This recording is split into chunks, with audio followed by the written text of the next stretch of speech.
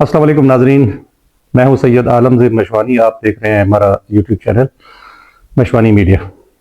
नाजरीन, आज के वीडियो में, आज के व्लॉग में हम कोशिश करेंगे कि कम से कम टाइम का इस्तेमाल कर और ख़ास खबरें आप तक पहुँचे।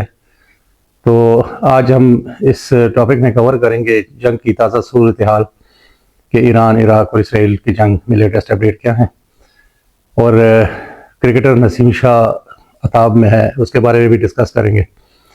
आलमी मंडी में तेल की कीमतों में इजाफे पर बहस करेंगे। फिर ईरान ने अमेरिका और ट्रंप की धमकियों के बाद क्या रद्द-ए-अमल दिया, उस पर भी बहस करेंगे। डोनाल्ड ट्रंप और अरब ममालिक में क्या चल रहा है, तो इसके बारे में भी बात करेंगे। और मौजूदा सूरत हाल में क्या नुकसान हो रहे हैं, अरब ममालिक की क्या कंडीशन है, इन तमाम चीज़ों पे बात करेंगे। तो इंशाल्लाह चलते हैं अभी। नाजरीन, आज की ताज़ा सूरत हाल ये है कि अमेरिका, इसराइल और उसके हमनवा ममालिक ईरान पर हर तरह का दबाव डाल रहे हैं कि कोई सेफ एग्जिट के लिए कोई ऐसा बहाना मिले कि हम इस जंग से निकल जाएं, क्योंकि अमेरिका को पहली बार गलत अंदाज़ा हुआ कि हम ईरान को मिसाइल से या हमलों से या दबाव से अपने ज़ेर असर कर लेंगे और इसके तेल पे कब्ज़ा कर लेंगे, इसके तमाम सहूलियात पे और तमाम इंडस्ट्री पे कब्ज़ा कर लेंगे, और हमारी मर्ज़ी से ये रिजीम चेंज जो करता ईरान हमारे अमल दखल में आएगा। लेकिन वो जो उनकी सोच थी, वो जो उनका अंदाज़ा था, वो गलत निकला। और ईरान से अभी अरब ममालिक को भी खौफ पड़ गए। तो डोनाल्ड ट्रंप हर तरफ से कोशिश कर रहा है कि कोई डायलॉग के नाम पे मुझे सेफ एग्जिट मिले और यहाँ से हम विड्रॉ करें। और दूसरी कोशिश डोनाल्ड ट्रंप की ये है, या अमेरिका की थिंक टैंक की पॉलिसी ये है कि अरब ममालिक और ईरान को आपस में लड़ाया जाए और हम खामोश तमाशी बनाए बैठे।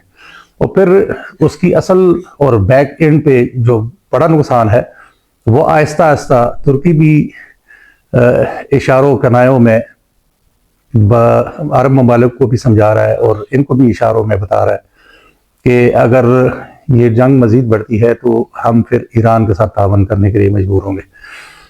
और अब अमेरिका ने कोई 3500, कोई 4000 बता रहा है, कोई 5000 मैरीन और छापा बरदार फौज को भी उस इलाके में डिप्लॉय करने के लिए मूव किया हुआ है, जो नज़दीक तरीन पहुँच चुका है और वो वहाँ पे मौजूद है। अब हर तरह का दबाव डाल रहे हैं, लेकिन अभी तक ईरान झुका नहीं, बल्कि वो दिन ब दिन मज़ीद क़ुव्वत के साथ बढ़ता जा रहा है। और ईरान की भी ये पोजीशन है कि साथ पड़ोस में इराक और ईरान के नौजवान और लोग जान निसार के नाम से वॉलंटियर होकर ख़ुद को इस कुर्बानी और इस जंग के लिए पेश कर रहे हैं। तो ईरान को ये फ़ायदा हुआ कि ईरान की अवाम, अस्करी क़यादत, सियासी लीडरशिप और इंस्टीट्यूशंस तमाम एक जान है और मुत्तहिद है आपस में। तो नाज़रीन, चलते हैं दूसरी खबर की तरफ। नाज़रीन, आज जो दूसरी खबर आपको बताते चलें, 4-5 दिनों से बड़ा मीडिया गर्म है कि नसीम शाह ने ट्वीट किया था मोहतरमा मरियम नवाज साहिबा के बारे में कि ये शहजादी को इतना प्रोटोकॉल क्यों मिल रहा है।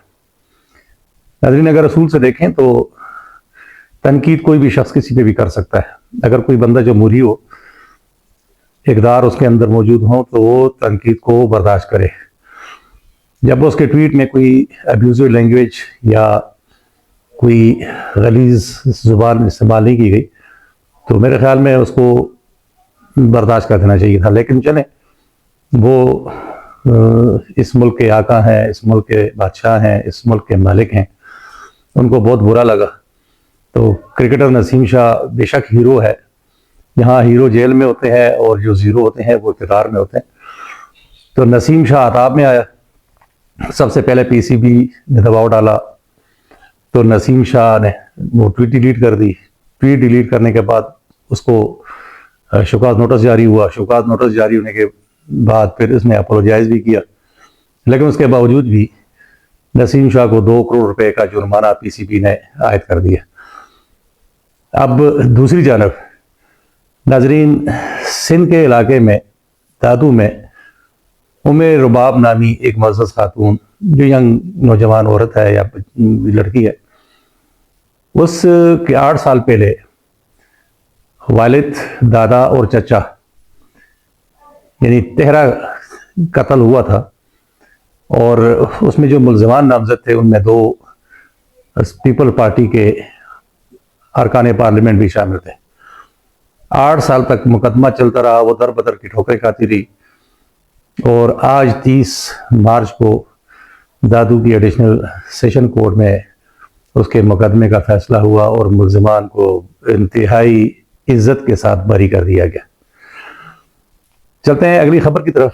ناظرین, ڈونلڈ ٹرمپ نے آج ارلی دا مارننگ, چونکہ نیکسٹ ویک شروع ہو رہا تھا, تو اس نے میڈیا پہ ٹویٹ کیا کہ اگر ایران نے ہم سے ڈائلاگ نہ کیے اور ہمارے شرائط نہ مانے تو اس کے تیل کے کنویں, الیکٹریسٹی کے پاور پلانٹس اور جو پانی کے ذخائر ہیں ان سب کو تباہ کر دیا جائے گا, اور ان کے تیل کے ذخائر اور تیل کے کنویں جو ہیں اپنے قبضے میں بھی لے لیے جائیں گے.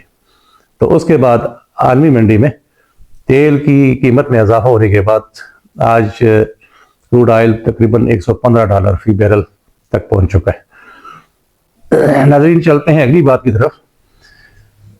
ایران نے امریکہ کے سخت رد عمل اور سخت بیان کے بعد, سخت دھمکی کے بعد, ایران نے سوشل میڈیا پہ اور اپنی میڈیا پہ یہ اعلان کر دیا کہ ہم بڑی دیر سے انتظار کر رہے ہیں کہ امریکہ اور اسرائیل کی فوج آئے اور میدان میں اتر کر ہم پر قبضہ کرنے کی کوشش کرے تاکہ ہم حتمی نتیجے تک پہنچ سکیں. اور آج انہوں نے اپنے شاہد ڈرون کے اوپر ایک سٹیٹمنٹ لکھی ہوئی تھی کہ جیسے روٹین میں وہ میزائلز کے اوپر بھی لکھتے ہیں, اسٹیکرز لگاتے ہیں کہ جب امریکہ میں ڈونلڈ ٹرمپ تباہی کے لیے موجود ہے تو ہمیں وہاں میزائل اور ڈرون بھیجنے کی بالکل ضرورت نہیں ہے.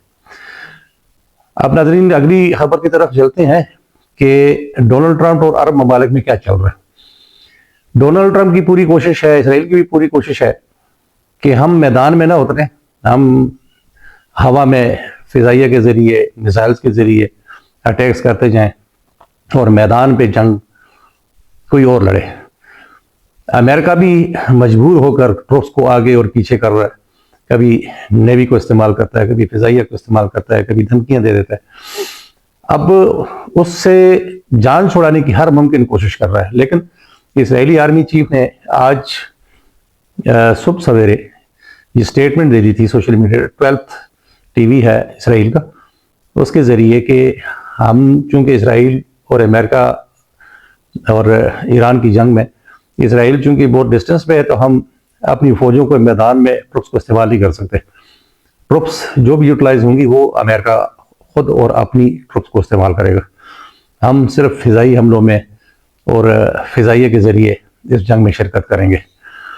تو اب ڈونلڈ ٹرمپ کی پوزیشن ہو گئی ہے. اب ڈونلڈ ٹرمپ اور امریکہ کے تھنک ٹینک کی, واشنگٹن کی یہ کوشش ہے کہ یہ جو عرب ممالک ہیں چھوٹے چھوٹے, ان کو انوالو کر کے, ان کو انگیج کر کے ایران کے ساتھ لڑا دیا جائے. یہ آپس میں لڑیں اور ہم سائڈ پہ ہو کر تماشائی بن کر بیٹھ جائیں اور جو مفادات لینے ہیں وہ پھر آخر میں ہم لیں. یہ ایک سوچ کی بات ہے جو نظر آتا ہے, جو نظریہ ہے. لیکن عرب ممالک جو چھوٹے چھوٹے ملک ہیں جیسے UAE ہے, قطر, کویت, اردن وغیرہ, ان سے جب ڈونلڈ ٹرمپ بات کرتا ہے کہ بھئی ایران پہ جنگ چھیڑ دو, ایران پہ حملہ کر دو, تو وہ ایک چھوٹی سی بات کر دیتے ہیں کہ بھئی ہم تو اتنے طاقتور نہیں ہیں, تو ہم سعودی عرب کے بغیر کسی صورت بھی اس پہ حملہ نہیں کر سکتے, نہ ایران کے ساتھ جنگ لڑ سکتے ہیں. تو ڈونلڈ ٹرمپ یہ جو ابیوزو لینگویج استعمال کرتا ہے اور محمد بن سلیمان کے خلاف پریس کانفرنس میں اور میڈیا ٹاک میں مختلف عرضہ سرائیاں کرتا ہے, جو ایک مہذب کسی بھی شہری یا انسان کو زیب نہیں دیتا. لیکن جگرا ہے محمد بن سلیمان کا کہ وہ پرامپٹ ریئیکشن نہیں دیتا. لیکن اگر گہرائی سے دیکھا جائے، غور سے دیکھا جائے اور انٹرنیشنل ریلیشنز پہ نظر دوڑائی جائے تو عرب ممالک میں سب سے بہترین سفارتکاری اور ڈپلومیسی جو ہے وہ سعودی کنگ محمد بن سلیمان کی ہے، کہ جس نے ان باقی چھوٹے ملکوں کو بھی بچا کے رکھا ہوا ہے، خود بھی بچ کے بیٹھا ہوا ہے، اور فلسطین کے بارے میں بھی سوچ بچار رکھ رہا ہے، ایران کو بھی نظر میں رکھا ہوا ہے کہ اس کی اب پوزیشن کیا ہے، پہلے کیا تھی اور اب مستقبل میں کیا کرے گا۔ تو خود فرنٹ پہ آ کے تو ڈونلڈ ٹرمپ کا سامنا کر رہا ہے، لیکن وہ باقی عرب ممالک کو بھی اس نے بچا کے رکھا ہوا ہے۔ تو ناظرین، اس کے بعد ایک ایکسکلوزیو خبر یہ ہے کہ جو پولیٹیکلی شریف خاندان ہے ان میں نواز شریف اور اس کی بیٹی ایک سائیڈ پہ ہے اور شہباز شریف اور اس کی فیملی دوسری سائیڈ پہ۔ ان کے اندر موجودہ حالات پہ جو ایکسکلوسیو خبر ہے، جو اتھینٹیکیٹڈ خبر ہے، سورس ہے، ان میں رساکشی چل رہی ہے۔ حمزہ شہباز اور شہباز شریف اپنے لیے کوشش کر رہے ہیں، مریم نواز چونکہ ان میں طاقتور ہے تو عوام کی تو ان کو فکر کوئی نہیں، کیونکہ نہ عوامی نمائندے ہیں، نہ عوام کے ووٹ سے وہ آتے ہیں، نہ انہوں نے آئندہ آنا ہے، ان کو تو فارم 47 کے ذریعے اقتدار میں آنا ہے۔ تو بہرحال اس کے بارے میں جو ریزلٹس آئیں گے وہ ہم آپ کو اسے باخبر رکھیں گے۔ ناظرین، خبریں اور بھی ہیں، بہت ضروری ہیں، لیکن انشاءاللہ اگلے ولاگ میں آپ کی خدمت میں پیش کریں گے۔ اور آپ جاتے جاتے آپ سے ایک گزارش ہے کہ ہمارے اس چینل کو ضرور سبسکرائب کیجئے گا، بیل بٹن کو پریس کیجئے گا، اور کوئی رائے دینا چاہے تو اپنے کمنٹس میں ضرور شامل کیجئے گا، اور اپنی دعاؤں میں یاد رکھیں، اور میری طرف سے اللہ حافظ۔